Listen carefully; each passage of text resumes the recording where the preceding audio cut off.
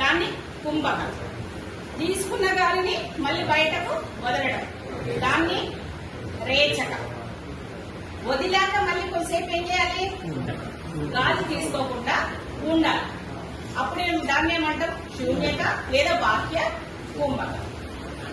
ఇది ఎంతసేపు చేయాలంటే పూరక 4 సెకండ్స్ పూరక చేసినాం అనుకో, 4 సెకండ్లు గాలిని తీసుకున్నాము అనుకుంటాం. 2 సెకండ్స్ గాలిని కుంభకంలో ఉంచాలి. 2 సెకండ్స్ గాలిని కుంభకంలో ఉంచాలి. తర్వాత 4 సెకండ్స్ తీసుకున్నాం కదా, తీసుకున్న దానికన్నా ఎక్కువగా గాలి బయటకు వదలాలి. ఎందుకంటే మన లోపల ఆల్రెడీ ఎయిర్, ఆ ఎయిర్ దాంతో పాటు మనం తీసుకున్న దాంతో బయటకు పంపాల్సి వస్తుంది. కాబట్టి 4 తీసుకుంటే 5 లో బయటకు పంపాలి. 5 సెకండ్స్ బయటకు పంపాలి. పంపిన తర్వాత మళ్ళీ 2 సెకండ్స్ గాలి తీసుకోకుండా ఉండాలి. 4 సెకండ్స్ గాలి తీసుకోవాలి, 2 సెకండ్స్ కుంభకంలో ఉంచాలి, 5 సెకండ్స్ గాలిని బయటికి వదలాలి, మళ్ళీ 2 సెకండ్స్ మళ్ళీ బాహ్య కుంభకంలో ఉండాలి. అంటే 4:2, 5:2 ఈ నిష్పత్తిలో ప్రాణాయామం చేయాలి.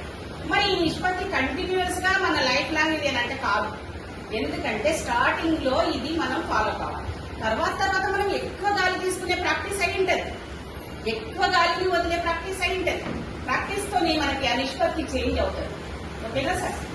ఈ నిష్పత్తి మారుతుంది. స్టార్టింగ్ లో మాత్రం మీరు గుర్తు పెట్టుకోవడానికి ఎంత గాలి తీసుకోవాలి, ఎంత వదలాలని గుర్తు పెట్టుకోవడానికి మాత్రమే ఈ నిష్పత్తి పనికి వస్తుంది. తర్వాత మీరు ఇయర్స్ లాంగ్ మీరు ఇదే ప్రాక్టీస్ చేస్తుంటే మనకు ఈ నిష్పత్తి చేంజ్ అవుతుంది. ఓకేనా? అయితే మరి ఈ కుంభకము, రేచకం ఇవన్నీ ఎట్లా చేయాలనేది నేను ఇప్పుడు చూపిస్తాను. అందరికీ మనం గాలి తీసుకున్నప్పుడు మన పొట్ట ఏమవుతుందో అందరికీ తెలిసిన విషయమే అనుకుంటున్నాను నేను.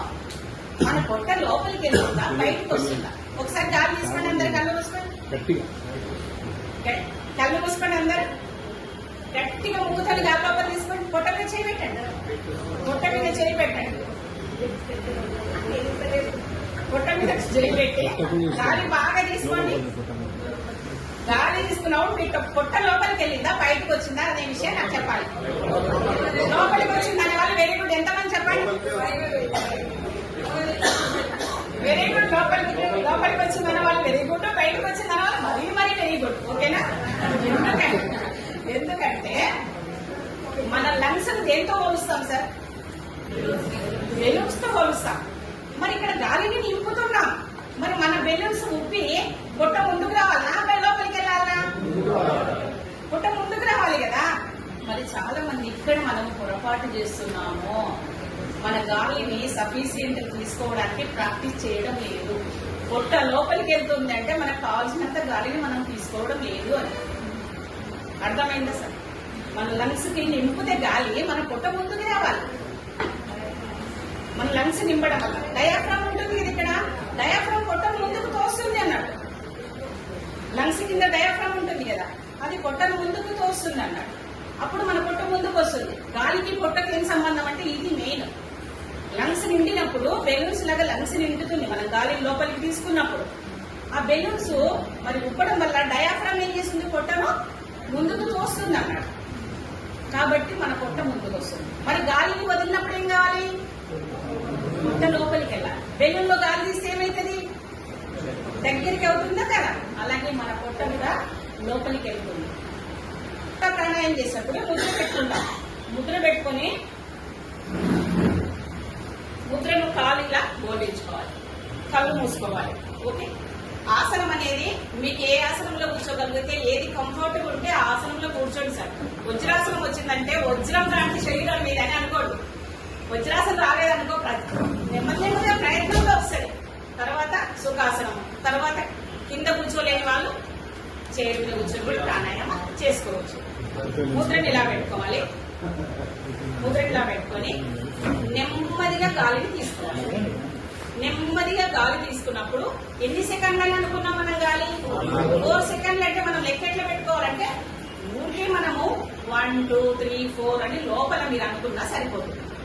మీ లోపల 1 2 3 4 5 అన్నది నెమ్మదిగా లోపల. బయటికంటే మనకు గాలి తీసుకోవడం రాదు, మాట్లాడకుండా లోపలే కౌంటింగ్. ఓకే?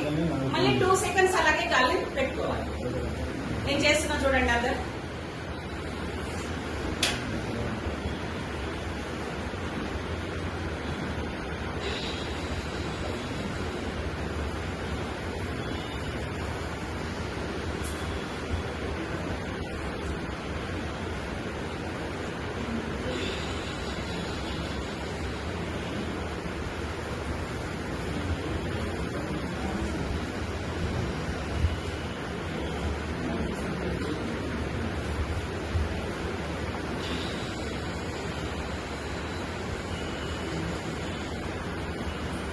ఈ విధంగా నెమ్మదిగా గాలి తీసుకోవాలి, కాసేపు లోపల అలాగే పెట్టుకోవాలి, మళ్ళీ నెమ్మదిగా గాలిని బయటికి వదలాలి, మళ్ళీ కాసేపు ఆగాక గాలి తీసుకోవాలి.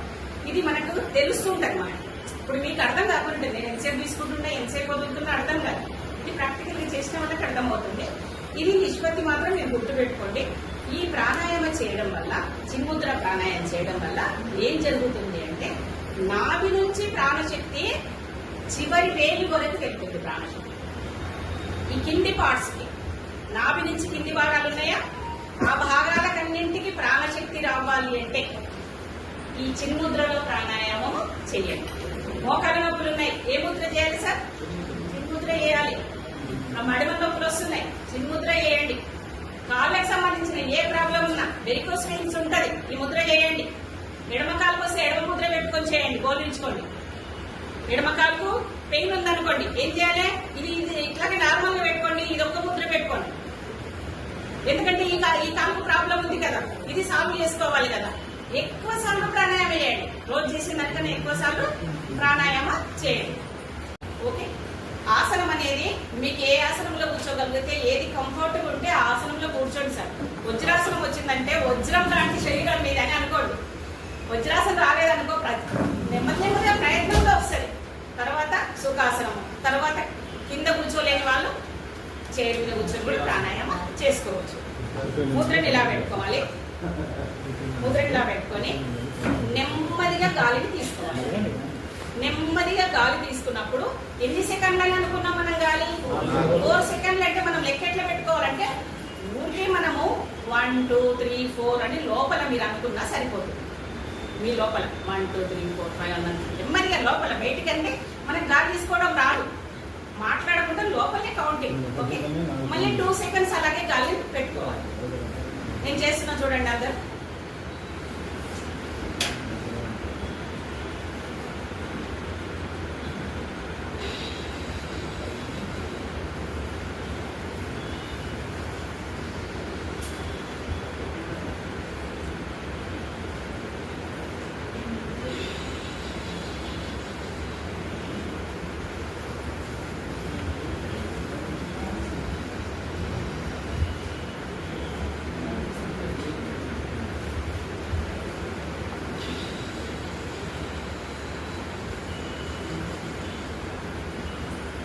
విధంగా నెమ్మదిగా గాలి తీసుకోవాలి, కాసేపు లోపల అలాగే పెట్టుకోవాలి, మళ్ళీ నెమ్మదిగా గాలిని బయటికి వదలాలి, మళ్ళీ కాసేపు ఆగాక గాలి తీసుకోవాలి. ఇది మనకు తెలుస్తుంటది. మనకి ఇప్పుడు మీకు అర్థం కాకుండా నేను ఎంతసేపు తీసుకుంటున్నా ఎంతసేపు వదులుతున్నా అర్థం కాదు. ఇది ప్రాక్టికల్ గా చేసిన వాళ్ళకి అర్థమవుతుంది. ఇది నిష్పత్తి మాత్రం మీరు గుర్తుపెట్టుకోండి. ఈ ప్రాణాయామం చేయడం వల్ల, చిన్ముద్ర ప్రాణాయామం చేయడం వల్ల ఏం జరుగుతుంది అంటే నాభి నుంచి ప్రాణశక్తి చివరి వేలి వరకు వెళ్తుంది. ప్రాణశక్తి ఈ కింది పార్ట్స్ కి, నాభి నుంచి కింది భాగాలు ఉన్నాయా, ఆ భాగాలకన్నింటికి ప్రాణశక్తి రావాలి అంటే ఈ చిన్ముద్రలో ప్రాణాయామం చేయండి. మోకాల నొప్పులు ఉన్నాయి, ఏ ముద్ర చేయాలి సార్? చిన్ముద్ర చేయాలి. మడిమ నొప్పులు వస్తున్నాయి, చిన్ముద్ర చేయండి. కాళ్ళకి సంబంధించిన ఏ ప్రాబ్లం ఉన్నా, వెరికోస్ వెయిన్స్ ఉంటది, ఈ ముద్ర చేయండి. ఎడమ కాలుకు వస్తే ఎడమ ముద్ర పెట్టుకొని చేయండి, గోలించుకోండి. ఎడమ కాలుకు పెయిన్ ఉందనుకోండి, ఏం చేయాలి? ఇది ఇట్లాగే నార్మల్ గా పెట్టుకోండి, ఇది ఒక్క ముద్ర పెట్టుకోండి. ఎందుకంటే ఈ కాలుకు ప్రాబ్లం ఉంది కదా, ఇది సాల్వ్ చేసుకోవాలి కదా. ఎక్కువ సార్లు ప్రాణాయామం చేయండి, రోజు చేసిన దానికన్నా ఎక్కువ సార్లు ప్రాణాయామం చేయండి. నెక్స్ట్ ముద్ర, ఏ ముద్ర నెక్స్ట్? చిన్మయ ముద్ర. చిన్మయ ముద్రని కూడా సేమ్ అలాగే ఇక్కడ గోలించుకొని, ఓకే కూర్చోని లేని వాళ్ళు పడుకునే సార్ చేయొచ్చు. బ్రీతింగ్ తీసుకోవడం వదలడం తీసుకోవడం మొదలు ముద్రలో పెట్టుకొని పడుకోవచ్చు.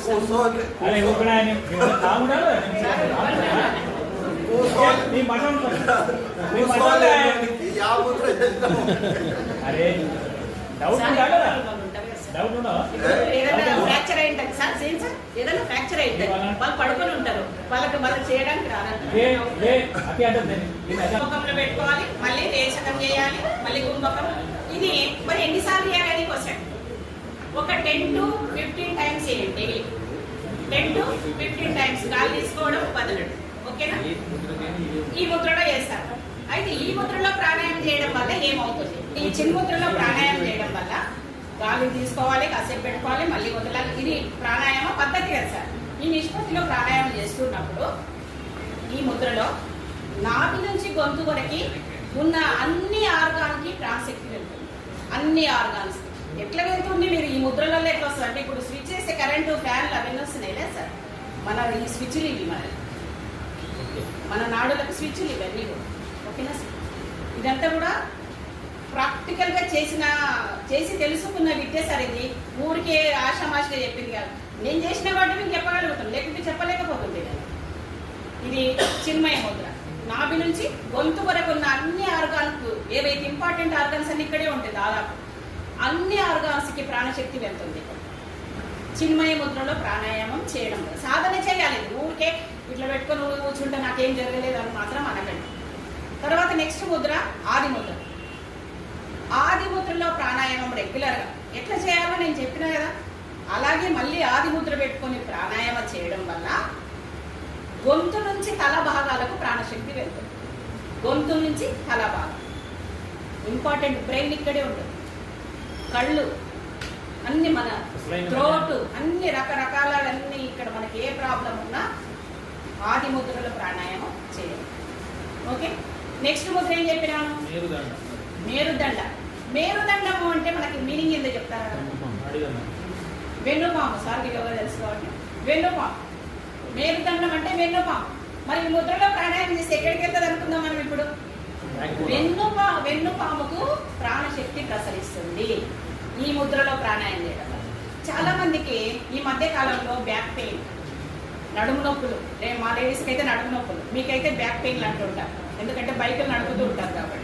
తర్వాత స్పాండైటిస్ వస్తూ ఉంటాయి. ఇవన్నీ ప్రాబ్లమ్స్ ఈ మధ్య చాలా వింటున్నాం సార్. దీనికి సొల్యూషన్ ఒక్కటే, మేరుదండ ముద్ర చేయండి. మరి మేరుదండ ముద్ర చేస్తూ ఇంకొకటి ఏం చేయాలంటే, నడుము నొప్పులు ఉన్న వాళ్ళు, మీరు కూడా మీ మిస్సెస్ అని చెప్పండి సార్, ఈ ముద్ర బోల్డించాలి. ఇప్పుడు కాల్లో ఈ ముద్ర ఇట్లా పెట్టుకొని ప్రాణాయామం చేసినాం కదా, మేరుదండ ముద్ర ఇట్లా పెట్టుకొని ప్రాణాయామం చేసి ఒక 10-15 టైమ్స్ ఇది చేశాక, నడుము నొప్పి ఉంది కొంతమందికి, నడుము నొప్పి తగ్గాలంటే ఈ ముద్రను ఏం చేయాలంటే ఇట్లా బోల్డించండి లోపలి. ఈ ముద్రను ఇట్లా బోల్డించండి. స్ట్రైట్ గా ఉన్నదాన్ని ఇట్లా, స్ట్రైట్ గా ఉన్నదాన్ని ఇట్లా బోల్డించండి. దీంట్లో కూడా ఒక 10-15 టైమ్స్ చేయండి. రెగ్యులర్ గా 1 మంత్ చేయండి, మీకు అన్ని పెయిన్లు పోతాయి. నెక్స్ట్ మరి పైన ఉంది బ్యాక్, ఇది మెడ నొప్పులు, వీపు నొప్పులు ఇవన్నీ ఉంటాయి కదా, దీనికి ముద్రను వెళ్ళకిలా తిప్పండి. ఇది చేస్తూ మేరుదండ ముద్ర చేస్తూ ఇలా తిప్పండి. మాకు ఏ ప్రాబ్లం లేదు, ఆరోగ్యంగా ఉన్నాం అనుకున్న వాళ్ళు ఇది ఒకటి చేయండి. ఏ ప్రాబ్లమ్స్ ఫ్యూచర్ లో రావు. ఓకే, ఈ ముద్ర చేస్తూ, మేరుదండ ముద్ర చేస్తూ, నడుము నొప్పి ఉన్న వాళ్ళు బోలించి చేయండి. తర్వాత స్పాండైటిస్, వీపు నొప్పి, రకరకాల ఇక్కడ ప్రాబ్లమ్స్ ఉన్న వాళ్ళు ఏం చేయాలి? ముద్రను వెళ్ళకిలా పెట్టుకోండి. ముద్రను వెళ్ళకిలా పెట్టి ప్రాణాయామం చేయాలి. దీనివల్ల మనకి బ్యాక్కి సంబంధించిన పెయిన్స్ అన్ని పోగొట్టుకోవచ్చు కదా సార్. ఇప్పుడు మన బాడీ మొత్తం కవర్ అయినాయి ముద్రలతో, మొత్తం కవర్ అయిందా? నాభి నుంచి కాళ్ళ వరకు వచ్చే ప్రాబ్లమ్స్ ఏ ముద్ర చేయాలి సార్? చిన్ముద్ర. నాభి నుంచి కాళ్ళ వరకు వచ్చే ఏ ప్రాబ్లం ఉన్నా ఏ ముద్ర? మోకాళ్ళ నొప్పులు, మడిమల నొప్పులు, ఏ నొప్పి వచ్చినా కూడా చిన్ముద్రతో ప్రాణాయామం. మళ్ళీ ఈ సైకిల్స్ 10 to 15 సైకిల్స్. ప్రాబ్లం ఎక్కువ టైం ఉదయం సాయంత్రం మోకాళ్ళ నొప్పి కూడా చిన్న మోకాళ్ళ నొప్పి కూడా ఇదే టైం పడుతుంది మేడం. మనకి లెఫ్ట్ ఉండదు 3 సెకండ్లు చేయాలి ఒక్కొక్కటి సైకిల్. మనకి వజ్రాసనం వస్తే వజ్రాసనంలో చేయాలి. రాలేదనుకోండి సుఖాసనం మనం మామూలుగా కూర్చుంటాం కదా ఆసనంలో చేయాలి. కింద కూర్చోలేమనుకున్న వాళ్ళు కుర్చీలో కూర్చొని కూడా వేయాలి. మనకి ఏ ఆసనం కంఫర్ట్ మన బాడీ దేన్ని అనుకూలిస్తుందో ఆ ఆసనంలో కూర్చోండి సార్. కొంతమందికి పద్మాసనం కూడా ఈజీగా చేయగలుగుతారు, ఆసనం కూడా చేసుకోవచ్చు. కానీ అన్నింటికన్నా బెటరు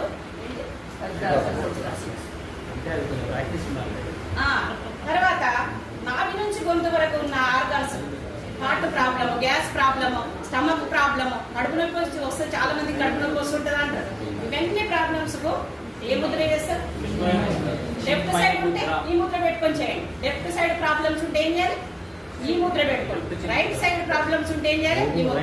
అంటే రెండు చేస్తూ మళ్ళీ ప్రాబ్లం ఉంటే మాత్రం దీన్ని కొంచెము స్ట్రెచ్ చేసి చేయాలి, ఎక్కువ టైం చేయాలి. ఓకేనా? ఆది ముద్రలో థ్రోట్ ప్రాబ్లమ్స్ ఉంటాయి, బ్రెయిన్ కు సంబంధించినవి, ఐకి సంబంధించిన ప్రాబ్లమ్స్, ఆది ముద్రలో ప్రాణాయామం చేయాలి. ఓకేనా? ఇవే ఇక ఇవన్నీ మీకు ఏ ప్రాబ్లం వస్తే ఏ ముద్రలో వేయాలి? ముఖ్యంగా మా మేడం సాల్వ్ చేస్తుంది మేడం. కొద్దిగా మోకాలు నొప్పులు వస్తున్నాయి, చిన్ముద్రనే ఏమంటారు మేడం. బ్యాంకింగ్ ఫస్ట్ ఏ నొప్పులకి ఏం లేదు కానీ మా మేడంకి కొద్దిగా చేస్తే ఆన్లైన్ క్లాసులు పెట్టాలి. సరే. Thank you madam, thank you.